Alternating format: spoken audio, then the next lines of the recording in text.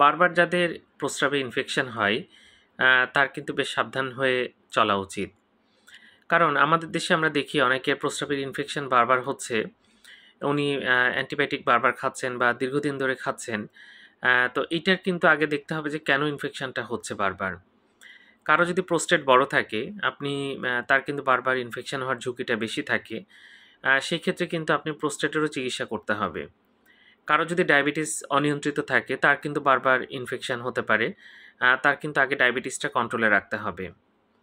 কারো যদি কিডনিতে পাথর থাকে, তার কিন্তু এরকম হওয়ার চান্স বেশি থাকে। পরিষ্কার পরিচ্ছন্নতা যদি অভাব থাকে, এছাড়া দেখা যাচ্ছে যে বেশ কিছু নিয়ম আছে, যেমন ক্র্যানবেরি জুস খেতে পারেন। যাদের বারবার প্রস্রাব ইনফেকশন হয় তারা যদি পানি কম খান, এনাদের কিন্তু বারবার ইনফেকশন হতেই থাকবে এবং বারবার ওষুধ খেতে হবে। এটা কষ্টকর, খরচের বিষয়। আর প্রত্যেকটা ওষুধেরই কিন্তু কিছু না কিছু সাইড এফেক্টস থাকে। তাই নিয়ম মানতে হবে এবং দেখা যাচ্ছে যে যাদের বারবার ইনফেকশন হয় তারা পর্যাপ্ত পানি খাবেন। ডায়াবেটিস যদি থাকে নিয়ন্ত্রণে রাখতে হবে। প্রোস্টেট যদি বড় হয় সেটা চিকিৎসা করতে হবে।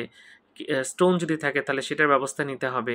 তাহলে কিন্তু আপনি ভালো থাকবেন এবং আপনি কিন্তু বারবার এই ইনফেকশনটা হবে না।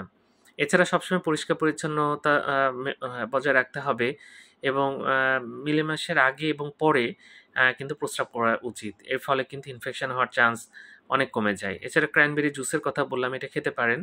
এটা খেলেও কিন্তু ইনফেকশনের সম্ভাবনা অনেক কমে। ধন্যবাদ সবাইকে।